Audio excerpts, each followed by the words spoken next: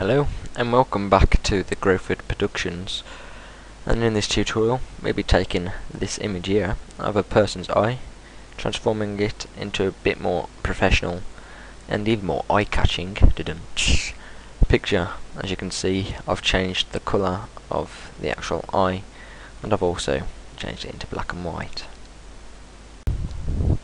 Okay, so what we do from here is simple. I've opened this eye and I've tried it already. It's very poor.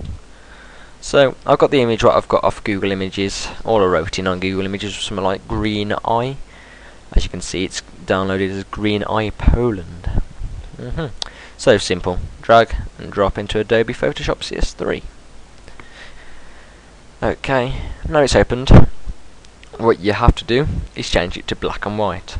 You don't have to. If you wanted to change the colour, you can just miss out this step, but because I want it to look professional, what I'm going to do is I'm going to change it from this colour here to black and white. So simple. This icon down here, it looks like a circle and half black and white. Then you go up to black and white, and as you can see, it's selected into black and white itself. You can change the colours here, darker and very light, but I'm just going to stick to 40 in red.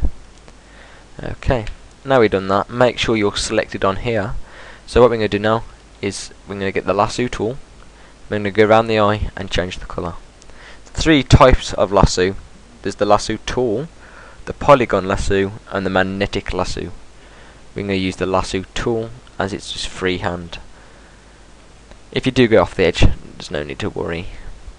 You can just erase the glitch out. As you can see, I might need to erase a bit up there out, and I usually need to erase a bit down here because this is where my mouse always messes up. Right, simple so far, and still going to be simple for the rest. Again, click the icon down the bottom right and hue saturation.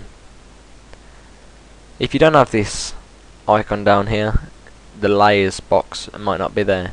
It's simple, just go into window and then click layers, and it gives you the shortcut key to layers, which is F7. If that still doesn't work, you can still go on to image adjustments, and then you still have it all there, but you got to make sure the image is selected. So as you can see, eyeball, well, not the eyeball but the eye is highlighted with the lasso, so hue saturation, and make sure this colorize selection button is on with a tick in the middle. As you can see, it's gone straight to red. What you have to do is change it to the colour you want. Green, again greener, and then a nice blue, which my eyes are blue so I'm going to stick with that. And you might want like a really scary one that way. You can change it like to demon red. Well, I'm going to stick with the blue. So that was 25, I believe. That's correct. Right, so let's go up to the nice bright blue. And then all you have to do is just accept what you've done. As you can see, I've gone off a bit here. As you zoom out, you won't be able to see it that easy. But if you did maximise, people will think that's a bit poor. So all you have to do, get your eraser tool, make sure that the hue saturation is selected and that your background is locked, and then just rub it out. Be careful because you don't want to rub out the inside of the eye. There's a bit down here, and I'm going to rub that bit out. Right, very simple.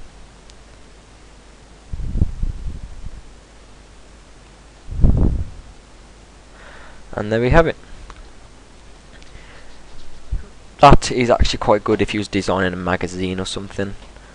And also, if you did have an eye with spots, you might want to use the clone tool before doing anything else to rub the spots away to give it a nice clean effect. Thank you, and stay tuned for more tutorials in Photoshop CS3 Extended.